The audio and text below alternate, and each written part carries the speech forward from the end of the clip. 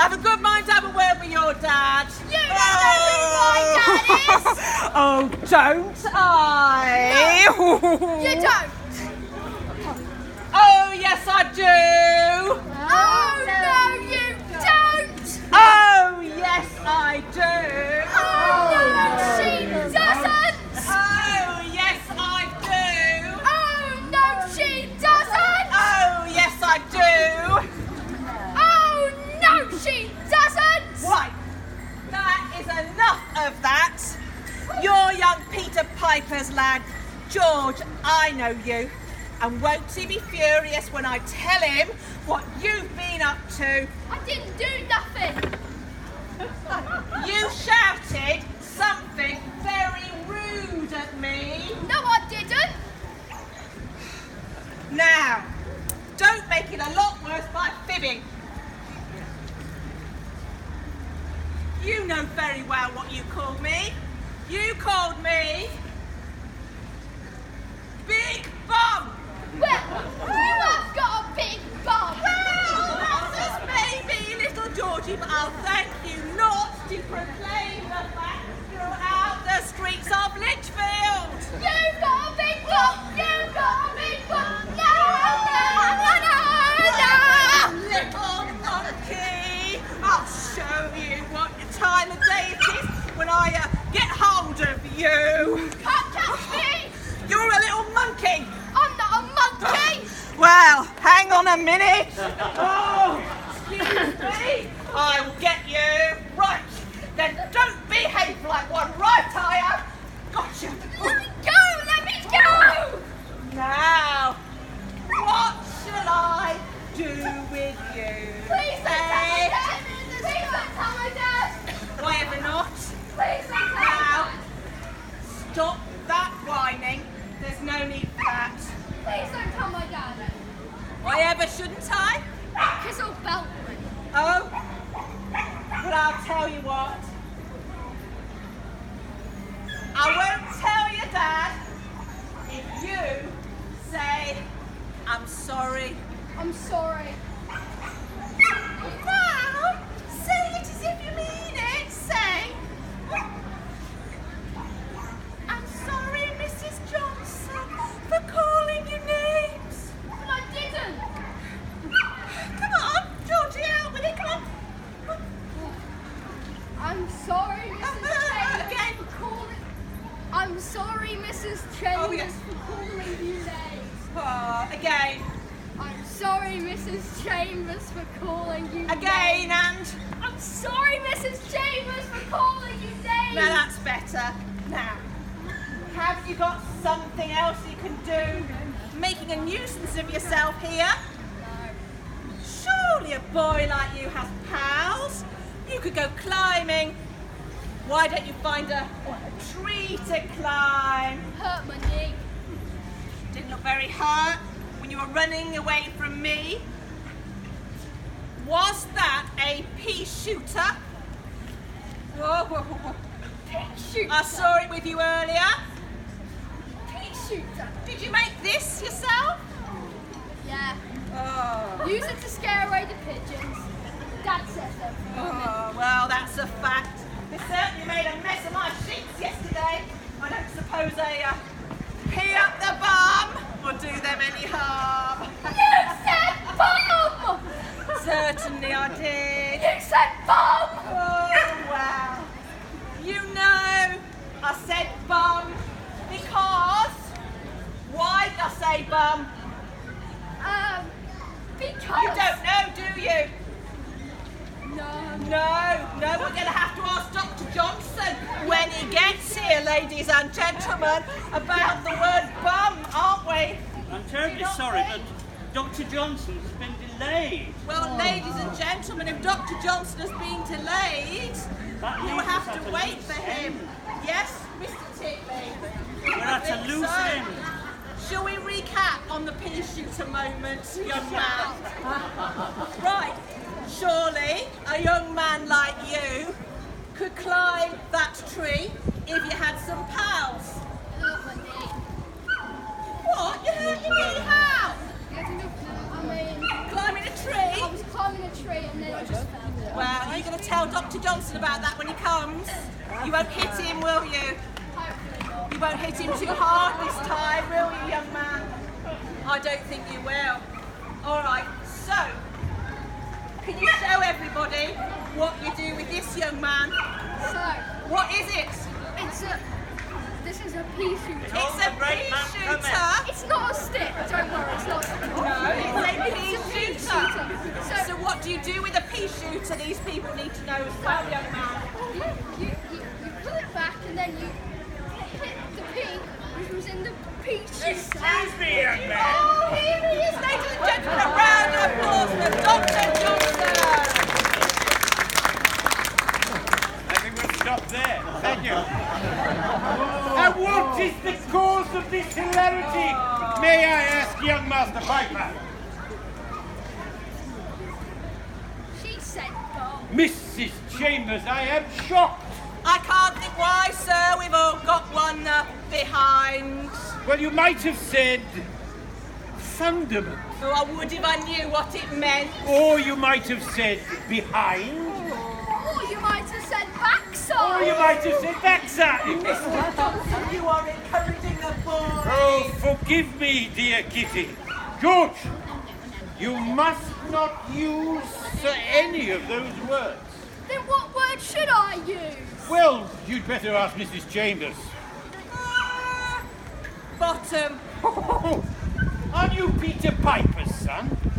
You are, aren't you? You're George, aren't you?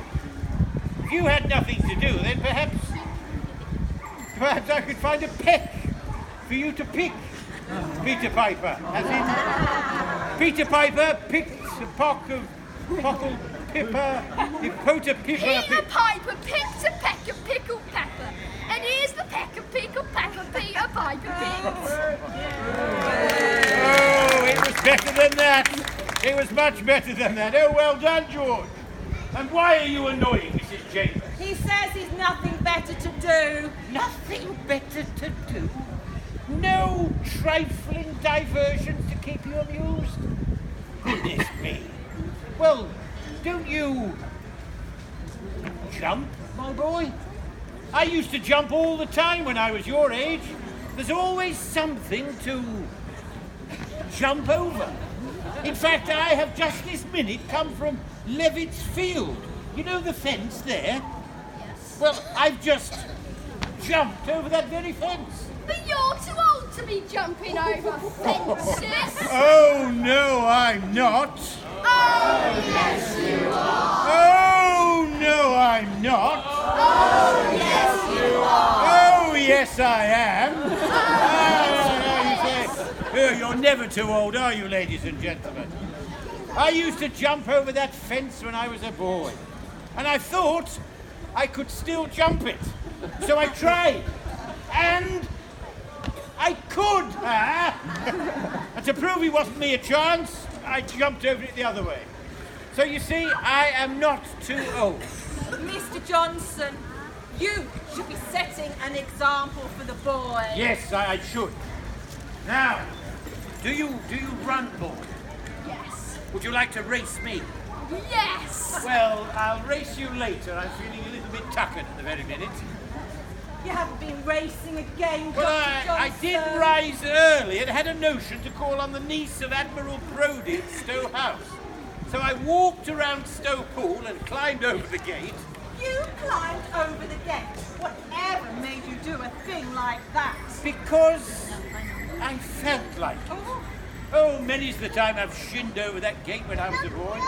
Then Miss Brodie had the impertinence to suggest that I was too old to run a race. well, you are. That's what she thought. So I challenged her.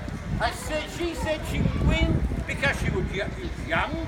I said I would win because of experience.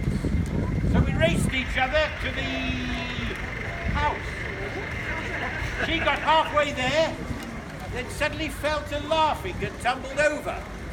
So I won. Hey, you must be fitter than you look.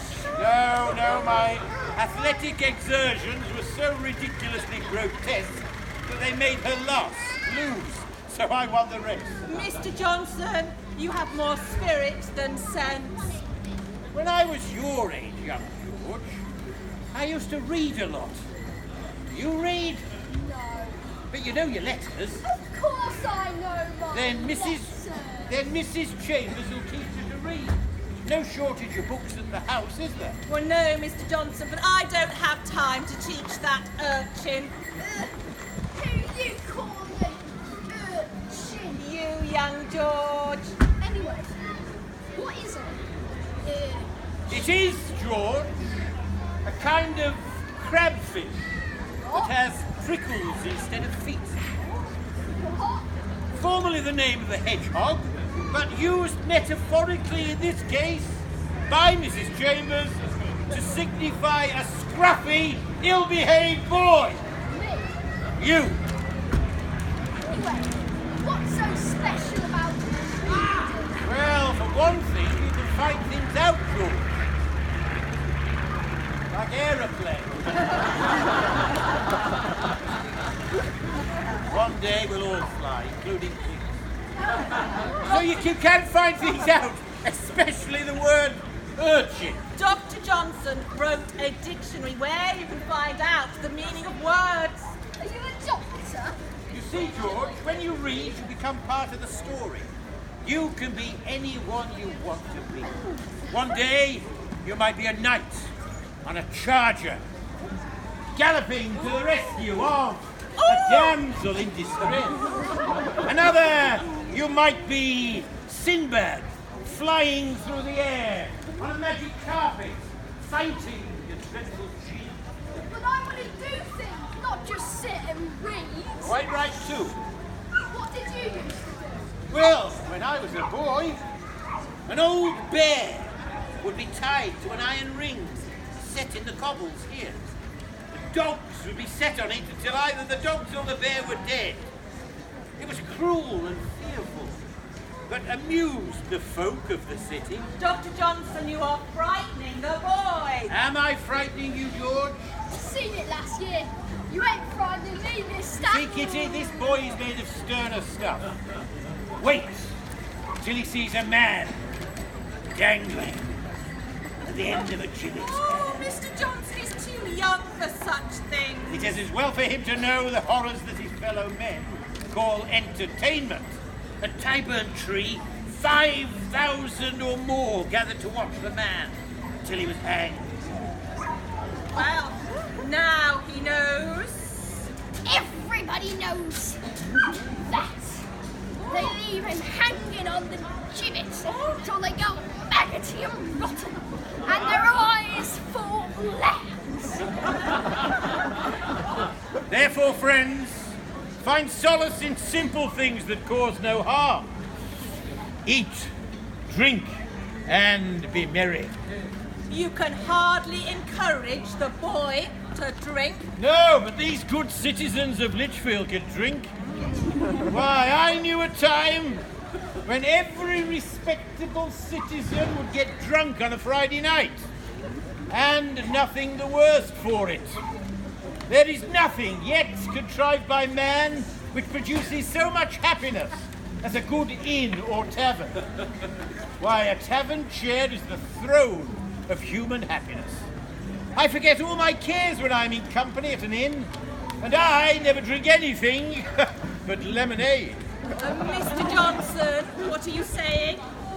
That we should become a city of drunkards and make animals of ourselves? There is a reason why men drink and make animals of themselves. They want to forget the misery of being human. I'd like to have an horse so I could go on the sheriff's ride. Would you now? Would you? Well, my father, Alderman Michael Johnson, used to be the sheriff of Lichfield. Did he really? Really? And he used to organise the ride and the sheriff's breakfast. Did he used to hunt as well? Hunt? No, my father was not a hunting man. Except when he was hunting for books. I'd like to go hunting. What on earth? What on earth for? It's exciting. All the dogs, woof, woof, woof, and horses, neigh.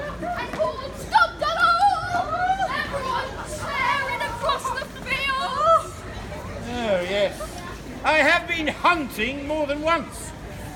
On one outing, I rode more than 50 miles. Believe you me, it's not what it's cracked up to be. Leaving aside the fear and bloody fate of the fox, which is horrible to witness, riding so far gives you a pain in the in the fundament. Dr. Johnson. Yes, what? When I went hunting with Mr. Thrale, everyone thought I was very brave indeed. Why was that? I rode very fast, and when I came toward a hedge or a ditch, I would spur my horse to go straight over. Oh, Or frequently, as happened, go straight through the hedge. oh, that sounds very brave, Dr. Johnson. Most of the hunt would dismount and walk their horses round the obstacles.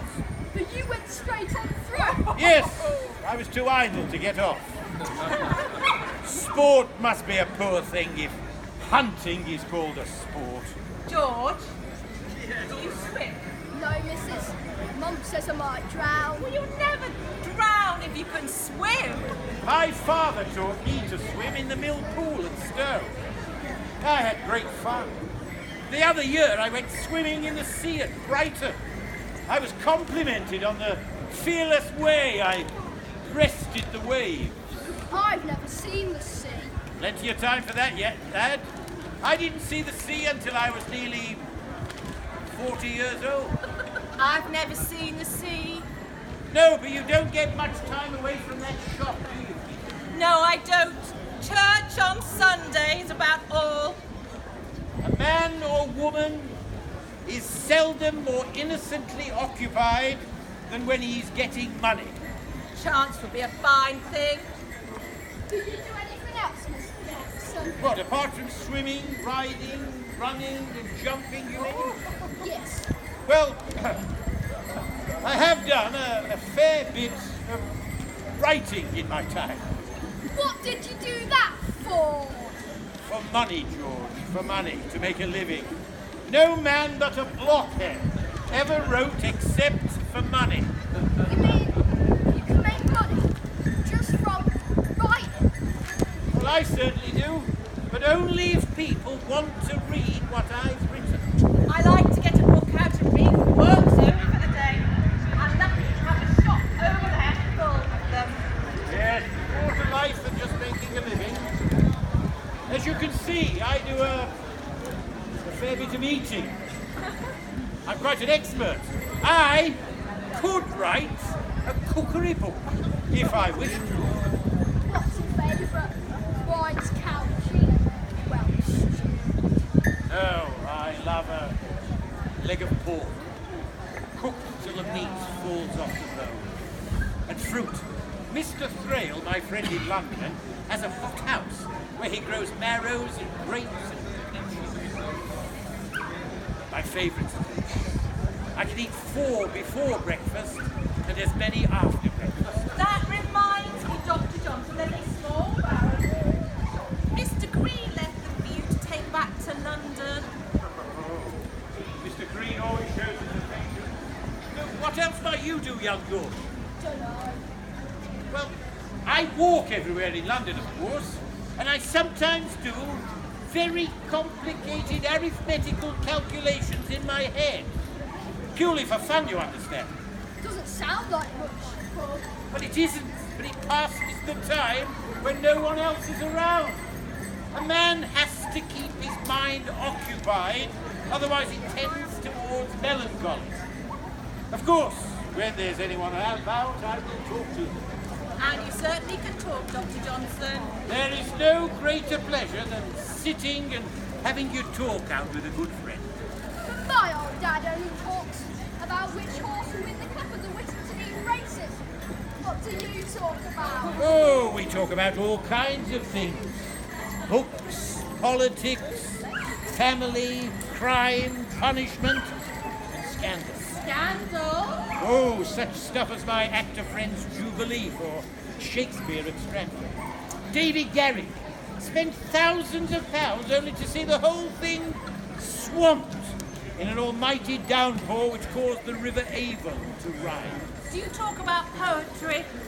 What's poetry? Writing. Versification. You must know rhymes. Kitty. What? A nursery rhyme. My head is full of braised cucumber soup. I don't have much use for nursery rhymes, being an unmarried person. Well, exercise your faculty of remembrance, Kitty. Hickory dickory dock, the mouse ran up the clock. The clock struck one, the mouse was gone. Hickory dickory dock. You must know that one, young George. Of course I do. Not much to talk about though, is it? No. But if I was to recite some Shakespeare, that time of year thou mayst in me behold, when yellow leaves, or none, or few, do hang upon those boughs, which shake against the cold, bare, ruined choirs, where late the sweet bird sang. Oh, to me, fair friend, you never shall be old. Oh, thank you, my dear girl. Well, I'll get a phone. When I was your age, my Uncle Andrew, who's a pretty tricksy fellow, taught me how to box Wow! Can you teach me? with one hand tied behind my back. Pum.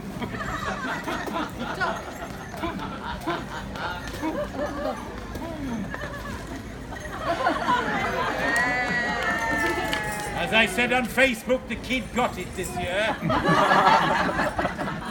My Uncle Andrew held the ring at Covent Garden against all comers for a whole year. But he was a lamentable failure in business. You go to the theatre too. Oh, yes. Actors and actresses are always interesting to talk to and to watch. You know the theatre in Bow Street, George? Well, I remember when I was young, going there with Davy Garrick, I had a chair right on the side of the stage. When I left my seat for just a minute, when I came back, there was some great lout sitting in it. What did you do? I was much vexed. So, I picked him and the chair up and threw him into the pit. I told you I was wild. Garrick has since banned all seats on the stage at Drury Lane Theatre. Perhaps he wants to avoid a repeat performance. Then there's always dancing. Girls love a boy who knows how to dance, George. Not interested in girls. Oh, you will be. I like to watch the fine ladies and gentlemen arriving for grand balls at the George or the Swan. I see Morris dancing at the bar parade. Morris dancing? The gentlefolk don't dance a common jig like that at a ball. They all dress up in their best, and there are musicians playing lovely music for them. As you might imagine, I do not dance. I have not the build for it, neither do I have the ear. Oh, one day I should like to go to a ball just once. Now, George, how about would you like to come to my house and have a cup of chocolate? Yes, please, Mr. Johnson. Don't you think the lad's too young for chocolate? No, Kitty. My mother always gave me chocolate, and I'm none the worse for it. There are games of plenty to entertain you in the house, young George. I've never had chocolate. Oh, you'll like it, believe me. Young Master Piper. And afterwards, Master Piper, we will proceed to Levitt's Field to essay some bull boxing and some fence jumping, if you're big enough. I am big enough, sir. We might even try a hand at a game of bowls.